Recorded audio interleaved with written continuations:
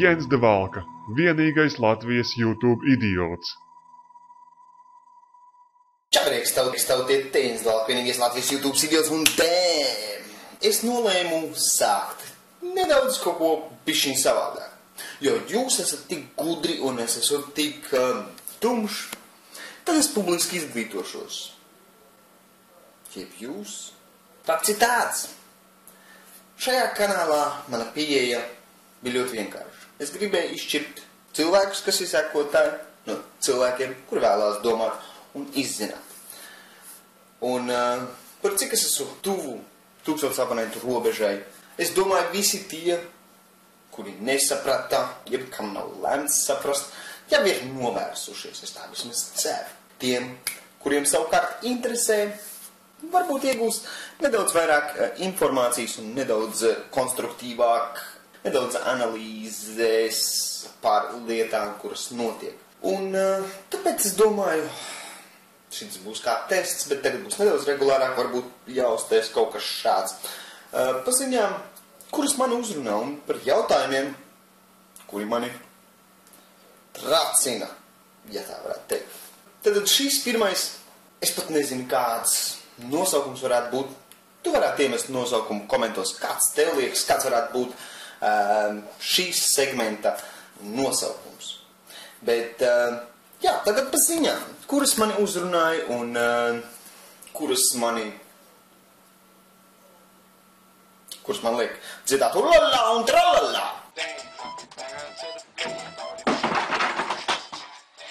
Pirmais ir tas. RT ziņoja par Ukrainas protestiem.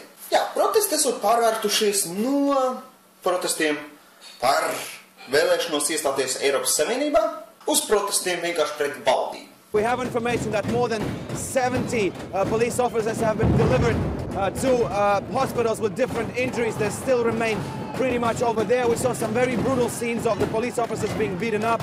Also, there was some violence from the police. Reportedly, they used rubber bullets against the crowds. We can see from time to time Molotov cocktails, rocks and flashbangs are being thrown from both sides towards each other. Tik tālu man ir skaidrs, tik tālu man nav problēmas un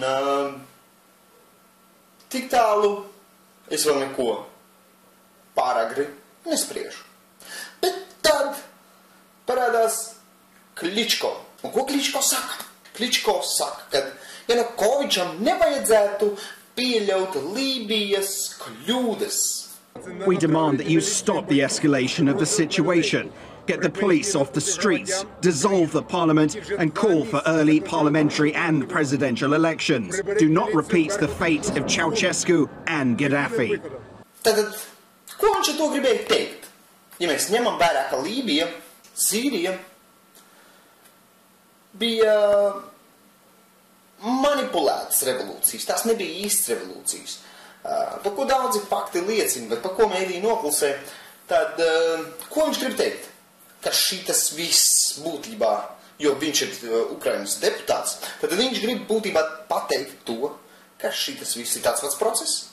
Un aizdomu man nemaz nav. Tas no paša sākuma izskatās diezgan savādi, jo viedoklis Eiropas Savienības sakarā Ukrainā ir dalīts.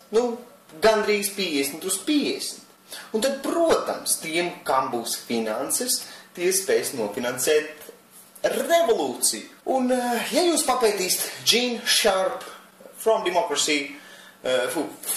Dictatorship to Democracy grāmatu, tad tā Lībijā, tā Sīrijā, tā šeit tika izmantotas tās metodas. My name is Gene Sharp, and this is the work I do. Primarily, I try to understand the nature and potential of nonviolent forms of struggle to undermine dictatorships. We don't know quite how it spread, but it certainly did into 30-some languages in different parts of the world. The Orange Revolution, the Green Revolution, the Yellow Revolution. These all came about a lot because of Gene Sharp's works. Un piebildīšu te faktu. Lībijā, kur it kā šīs metodas bija izmantotas un varētu padomāt, ka varbūt tauta tās izmantoja, bija jauniem 16 automāti protestētājiem. Tātad, ja tas bija fake, un, ja Lībija bija fake, ja Sīrija bija fake, ja Kličko pasaka, veči, atkāpieties, jeb šitiem te var notikt tas pats, kas tur, tad arī tas ir fake. Tik tālu vismaz man tā izskatās. Paskatīsimies, ko laiks radīs, neliksim notikumiem pātru, bet es pieļauju, ka tas ir bullshits. Dosimies tālāk.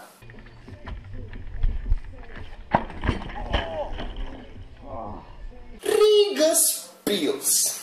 Es ceru, ka tu vēl atceries par to ugunsgrēku Rīgas pilī.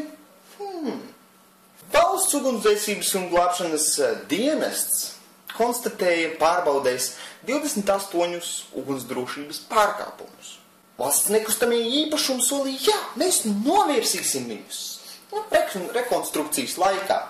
Un rekonstrukcijas laikā gadījās tāda ķibele un pils aizdegās. Tik tālīt kā nekāda problēma. Sagadīšanās. Viss kārtībā. Kas notiek tālāk? Valsts nekustamie īpašumi.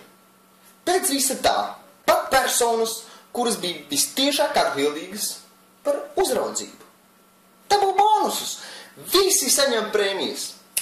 Un tas čalis, kas tur, es iemetīšu fragmentu, viņš nemaz nejūtās atbildīgs.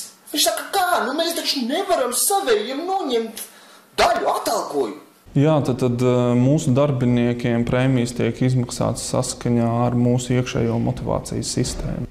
Vainot mūsu darbiniekus vai viņus kādā veidā sodīt, neizmaksājot daļu no atalgojuma, tādēļ, ka notika šis ugunsgrēks, mūsuprāt, nav pamata. Pēc parasti ir tā, ja tu apdirsies, tu vai nu saņem sodu, ja tu vismaz prēmiju nesaņem, jo tu neesi būtībā pelnījis. Bet nekas mūsu valstī tāds nonsens ir normāls, īkšķi augšā, viss ir super, tas tik tālu par to.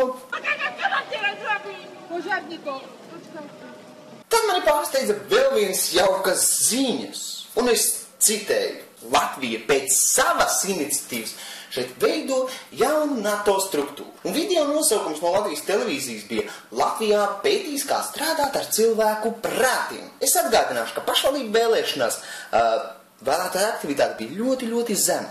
Reku ir mūsu valdības atbilde. Protams, ja mēs nevaram ar labiem darbiem pārliecināt cilvēkus, ka viņiem vajadzētu nākt balsot, tad mēs viņus varētu iemanipulēt tādā virzienā. Loģiski? Loģiski. Un Latvija pēc savas iniciatīvas veidos jaunu NATO struktūru. Tātad Latvija veidos priekš NATO struktūru. Izcilības centru strateģiskās komunikācijas jautājumos. Nosaukums baigi foršs. Izcilības centrs strateģiskās komunikācijas jautājumos. Noņemam to pirmo daļu no strateģiskās komunikācijas jautājumos. Te vēl nepielic? Būtībā šeit pētīs to, kā strādāt ar cilvēku prātiem, lai sasniegtu noteiktus NATO mērķus. Jā, tas ir varbūt vēl viens no jautājumiem. Īpašus akcentus liekot uz jaunākajām tehnoloģijām un šobrīd tik aktuālo saziņu sociālajos tīklos. NATO struktūras radīšana Latvijai gadā izmaksās 3,2 miljonus eiro. Te iekļauts atalgojums, aprīkojums un telpu pielāgošana, tai skaitā ar drošības risinājumiem, lai no ārpuses centru nevarētu noklausīties. Rezultāts eventuāli varētu būt prasmīgāka strateģiskā komunikācija un varbūt arī nedaudz lielāka panākumi Latvijas valdībai, komunicējot savu stāstu visiem Latvijas iedzīvotājiem. Tad viņi pētīs un strādās pie propagandas draugiem LV, Twitterī, Facebookā noteikti. Visā šitajā būštā. Es varētu būt kā eksperts. Ne? Tas ir super. Malači. Īkšķi gaisā. Superīgi. Es tik lasu ziņas un priecājos. Viss paliek labāk. Viss paliek foršāk. Geju paciešana. Tas ir super. Tātad, Madrides kardināls ir izteicies 84 gadus vecais Fernando Sebastian Aguilar. Es noteikti to uzvārdu neizlasīju pareizi, bet viņš apraksta homoseksualitāti kā defektu, kā novirs no tēmas, un viņš teica, ka tas ir, teiksim, seksualitātes defekts. Viņš teica, mums ir daudz defektu ķermenī, man ir, piemēram, augsts asinsspiediens, bet es taču nepalikšu dusmīgs uz kādu, kurš man to pasaka. Ir pat zinātniskie pētījumi, kur ir izpētīts, kad gejismu var izārstēt, šitā. Tie kaut kur varēja, tur bija pāris minūtes, man liekas, es nemaldos, bet, protams, to visu informāciju neviens tā īpaši negrib mētāt ārā, tāpēc, ka tas nav izdevīgi. Un tāpēc, zilos nevar ārstēt. Tā ir psiholoģiska problēma. Un reku čalis, lai gan es neesmu reliģisks un man reliģija pat pa sev liekas manipulācija, viena no manipulācijām, bet, šeit ir lielisks piemērs. Linki būs apakšbiksēs, tiem, kam interesēs. Jā, vēl beigās es gribu piebilst. Šodien ir 20. janvāris. Varbūt, kad tu jau redzēsi to te video, būs 21. janvāris, bet gadskārta. Kura tā sanāk?